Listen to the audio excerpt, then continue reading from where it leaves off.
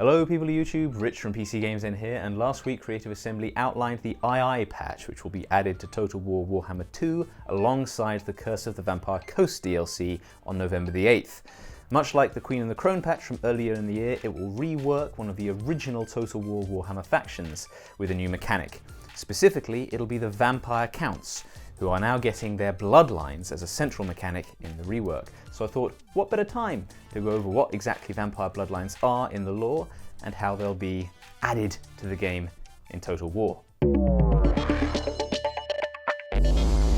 So to begin at the beginning, Neferata was the Warhammer world's first vampire, as we discussed in a previous lore video on Ark in the Black. She was an ancient queen that grew her fangs, so to speak, when she tried and failed to mix an elixir of eternal life.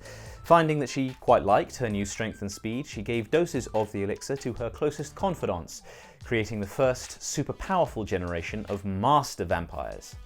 Each of the master vampires could pass on their curse to others in the traditional bloodsucky way, and thus they created a lineage of sires. These are the bloodlines, and there are 5, each clearly inspired by a different aspect of vampire fiction. The only vampire bloodline represented in the game in a significant way right now are the von Carsteins, who are your standard Dracula-type vampire. They're all elegant swirly cloaks, hypnotic stares, and controlling the children of the night. Their progenitor was Vashinesh, an officer in the coalition of Nehekaran kings who ganged up on Neferata's city of Lamia when they learned that its queen and most of her court were evil monsters. Vashinesh, however, betrayed the coalition and went to warn the Lamians of its approach, for which a grateful Neferata gave him a taste of her elixir. Centuries later, he resurfaced as Vlad von Carstein, a charming, darkly handsome man with a volatile temper. Vlad married his way into the ruling family of Sylvania, a minor province in the east of the empire, and though it was at first just a scheme for power, he eventually fell authentically in love with his bride, Isabella, and only reluctantly turned her into a vampire to keep her from dying of a fatal illness. He tried and failed to conquer the empire, and his many sires have been a perennial nuisance in their side ever since. These include the Vampire Count's main legendary lord, Manfred von Carstein, and also Niklaus von Carstein, aka Count Noctilus, who will be a legendary lord in the new Vampire Coast DLC. The Lamian Sisterhood are descended from Neferata, the OG vampire herself, and are a mostly female clan of spies and puppeteers, using their eternal youth and hypnotic powers to infiltrate human societies and corrupt them from within. Neferata, of course, is the ultimate puppeteer, coordinating all these efforts from the Silver Pinnacle, a former dwarven hold which she has conquered. The Silver Pinnacle isn't actually on the Mortal Empire's map right now, but Lamia is, and is occupied by a new vampire faction called the Silver Host, which is interesting. If Neferata were to ever come to Total War Warhammer, having her take over the Silver Host would be the easiest option, whereas adding the Silver Pinnacle would probably be a bit more work.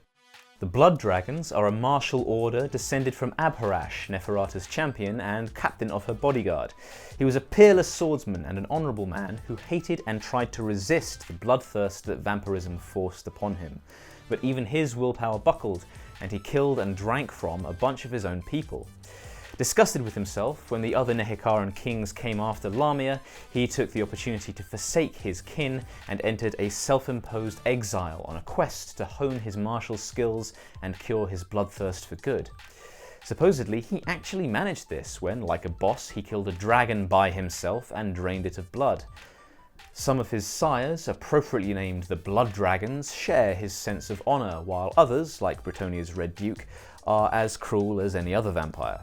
They are united by their quest for martial prowess, and as such they mainly chill in Bretonnia and the Empire, challenging humanity's best knights and turning the worthy into vampires, like the Blood Knights which you can see in the Vampire Count roster. Besides Abharash and the Red Duke, there are 2 more famous blood dragons that you should know about. They both hail from the Harkoni tribe, a group of hillmen who lived near Lamia back in the day. Their names are Luther and Valak Harkon, and they were both turned into vampires by Abharash himself.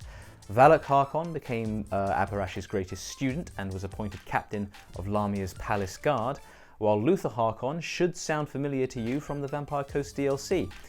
He was appointed captain of the Harbour Guard in Lamia and went on to become a murderous vampire pirate, and will lead the Vampire Coast. Moving on, the Necrarchs are descended from Wusoran, High Priest of Lamia. He taught Neferata what she knew of magic and helped her brew the elixir of life that turned them both into vampires. And unlike Abharash, Wusoran was absolutely on board with abusing his vampiric powers. He was a bad dude in general, gleefully preying on his own people alongside the rest of Neferata's demented vampire court. When the rest of Nehekhara came after them for this cruelty, Wusoran joined the army of the first necromancer Nagash as one of his generals. When Nagash was defeated, Wusoran absconded with many of Nagash's books and his most adept priests, turning them into the first Necrarchs. There's something of the Sith to the Necrarchs. Their masters take apprentices to teach them the dark arts, and then the apprentices inevitably backstab and kill the masters. Wusoran's student Melchior did this to him, and Melchior's student Zacharias did it to Melchior. Makes you wonder why the tradition endures, really. Anyway, Necrarchs like to live in dark towers in remote forests where they can do all their freaky magical research, reading dusty old books and grafting wings onto gerbils. That kind of thing.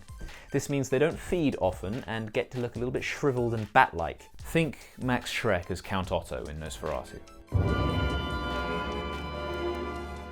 Finally, the Strigoi are descended from Usharan, Neferata's younger brother and Lamia's master of festivals. Neferata deliberately withheld the elixir of life from Usharan for no other reason than pure sibling pettiness. So Usharan stole it, much to her annoyance. When Lamia fell, Usharan sought to rebuild it, but he cut a bit of a corner, really, by instead taking over the city of Morcaine in the northern Badlands. He installed his sires as its ruling council and aped Abharash's example by saying, "You're not allowed to feed on the innocent, only the guilty and the wrongdoers." It all went pretty well for a time, but then at the height of Morcaine's prosperity, Usharan made the mistake of inviting the elder vampires to come and live in Morcaine, like Lamia in the good old days. Neferata, petty as ever, took this as an insult and used her network of spies to persuade the other vampires, as well as neighbouring human kingdoms, that it was a trap and that Usharan meant to enslave them all. On top of this, she also diverted a massive greenskin war to the city. Morcaine was devastated, and its refugees were turned away by every place they looked for harbour, thanks to Neferata's lies. This had a nasty effect on Usharan's sires. Warhammer vampirism, you see, is a bit like a progressive disease that can be held at bay by drinking blood. They were driven into the dark and secluded places of the world where there isn't much to eat, and what there is to eat is pretty gross. Oh. And if the Necrarchs' isolation caused them to give into it a bit, then the Strigoi embraced it fully. Accordingly, they are a bloodline of bestial, savage vampires, shunned even by their own kind. They are outcasts who command and control other, weaker outcasts. Far from the courtly balls of the von Carsteins and the Lamians, the Strigoi's realm is that of sewers and graveyards and ghouls and beasts. So there's a brief rundown of the lore behind the 5 bloodlines. Now let's talk implementation. Back in the 6th edition of the tabletop game, when I first started collecting vampire counts, you could declare that your vampire characters belonged to one of these bloodlines. Doing so would alter their stats and their magic powers, as well as give you access to a number of special bloodline abilities. It was really flavourful, and I was sad at its much looser implementation in the 7th and 8th editions. In Total War Warhammer, as Creative Assembly tell us, you'll be able to recruit up to 3 special archlords from any bloodline. Each time you do so, you'll unlock a new wave of powerful faction-wide bonuses, and each lord will have a unique skill tree, inspired by the bloodline's character in each case. Archlords will cost an increasing number of blood kisses to awaken. This is a new currency that you'll earn by interacting with other characters, mainly by killing them.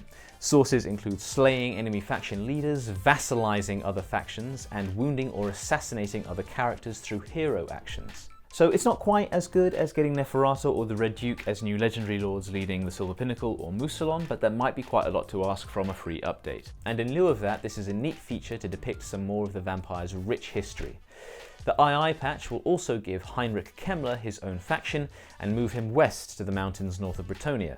It'll also rebalance all the existing Vampire Count Legendary Lord skill trees, presumably with some of the new Bloodline-themed skills, as appropriate for the Von Carsteins. And there we are, there's your rundown of the lore behind the Vampire Bloodlines and their implementation in Total War Warhammer 2.